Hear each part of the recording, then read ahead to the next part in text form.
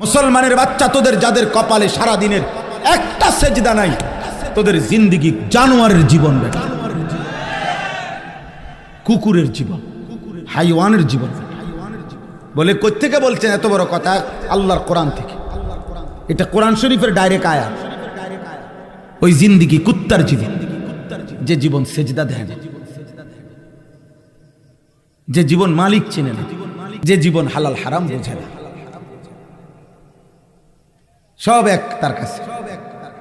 কষ্টের টাকাও সুদের টাকা বরাবর।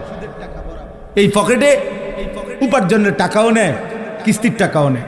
তো কোনটা হালাল কোনটা হারাম? স্ত্রীকেও দেখে, মোবাইলের নর্তকীও দেখে, তো কোনটা হালাল কোনটা হারাম? হ্যাঁ, মদও খায়, মধুও খায়, কোনটা হালাল কোনটা হারাম? সালামও দেয়, গালিও দেয়, কোনটা হালাল কোনটা হারাম? মসজিদেও যায়, চা দোকানে বসে বসে টেলিভিশনে নর্তকীর নাচও দেখে। কি চাচা, কোনটা হালাল কোনটা হারাম? ওই চাচা, বুড়া মিয়া বলেন না কেন? হ্যাঁ, আল্লাহরও ডাকেন, বিড়িও খান, ঘটনা কি তা? কোনটা হালাল কোনটা হারাম?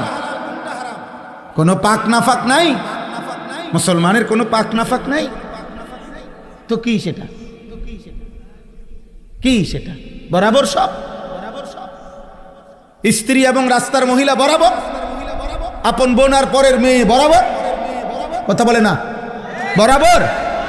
তো তাহলে পার্থক্য নাই তো? তুমি তো সব বরাবর করে লাইছো।